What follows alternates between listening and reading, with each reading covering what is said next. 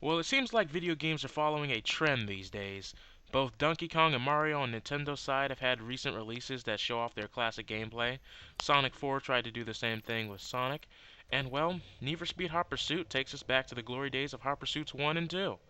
Although not showcased as a sequel or a remake, this game does have some pretty cool features.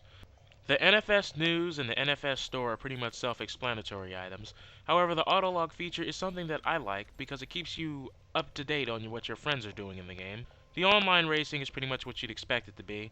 Pursuits and races online. The wall is pretty much where you can upload photos and pretty much have these little edging on conversations with your friends. Kind of like a miniature Facebook. But let's get into the gameplay, shall we? Well, don't be intimidated by the career mode. There's not too much to it. But it's a nice little hub world map, and orange races indicate street races where you are the street racer, and blue, well, obviously enough, if orange is street racing, you are now doing pursuits. And there's a variety of objectives for each. For example, cops, they will either have to bust a racer, dodge obstacles, get to the roadblock just in the nick of time to stop the racer, and the list goes on from there. Now, the way they did the presentation of this game, as you can see, is a nice interface, but a nice attention to detail that I like is, well, you're about to hear it in a few seconds. Let's listen in.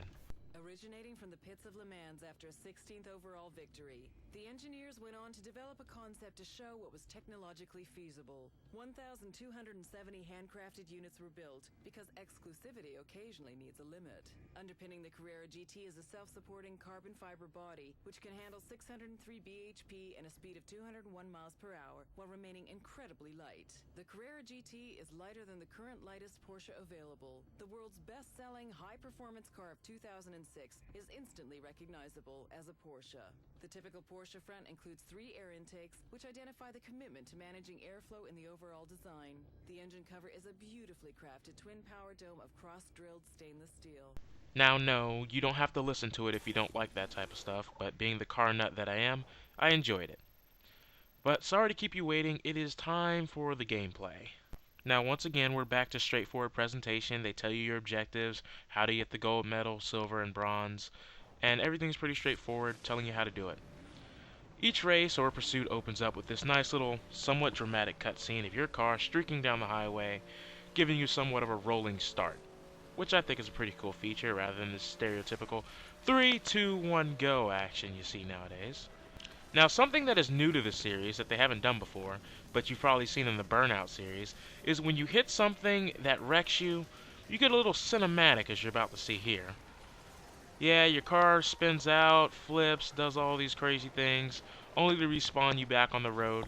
And yes, your car will have noticeable damage.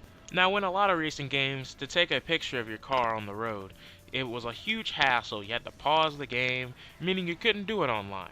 However, this game does rectify that by either pushing the right stick inward, whether it's R3 or the right stick on a 360 controller, you can take a snapshot of your car.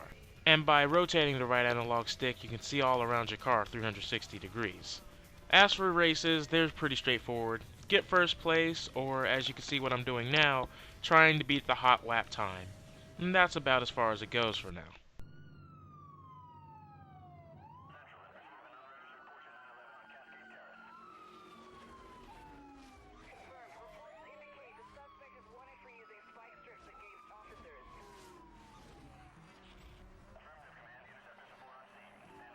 Well, I do like the pursuit mode because you can take out a group of racers, a single racer, or you can get to the roadblock and hope to stop a racer coming from the other side.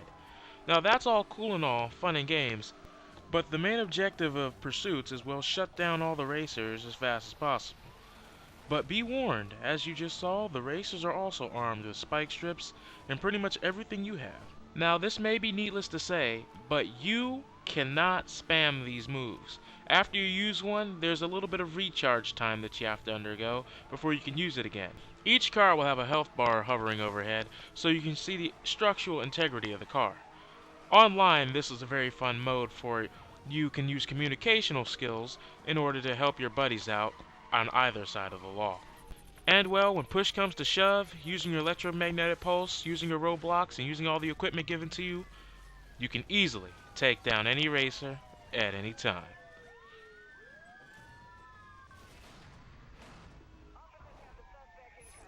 And that is awkward, and they just flipped me over. That's never happened before. But this game will pretty much award you for just about anything. If you complete a race, 9 times out of 10, you're going to get a reward. And I got 2, so let's see what they are. I got an equipment upgrade. Level 2 roadblock. SCPD pursuit bulletin. Rolling out across the department. Ford Shelby Interceptor have been introduced to add more muscle to your roadblocks. Roadblocks of the SCPD in association with Ford.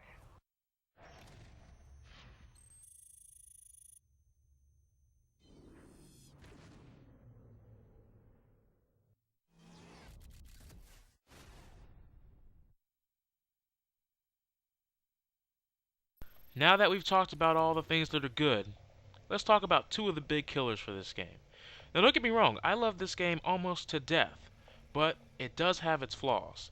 For one, well, let's take a look back at the customization. Now as we've come to know Need for Speed, you could always customize your cars fairly well. But in this game, nope, all you get is a color slider, and you don't even get to pick the color. You can only get from the 5 to 7 presets that they give you for each car. Sadly, most of the time, these colors are just shades of one another. So it's really not customization at all. There's no bumpers, no lights, no fancy neon, no body kits, no bumpers, no rims, nothing like that. And sadly, I found that to be kinda depressing. Now, as for the menu, there is something that's missing. Can you tell me what it is? Yep, that's right, folks. This game is one player. There is no local multiplayer. If you don't have online, you can't play with your friends. Nope, you can't have 2 controllers hooked into the same console and expect to play each other. This game just doesn't offer that. I don't know if that was some type of oversight or just something they didn't expect to add in.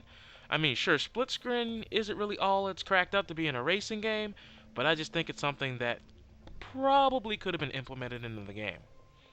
Now, you're probably wondering, well, if this video is on the internet, and people watching this review must be on the internet, so why would that be a big problem if you can only play on the internet? Well, here's the thing. The people who have Xbox Live, well, they have to pay to play, and well, no offense to Microsoft and their service, everybody out there just doesn't have the money for it. So I do find it as a rather big issue to bring to the table. And in a nutshell, that is Need for Speed Hot Pursuit 2010. Thanks for joining me. Hope you had a good Thanksgiving weekend, and have a good day and an even better tomorrow.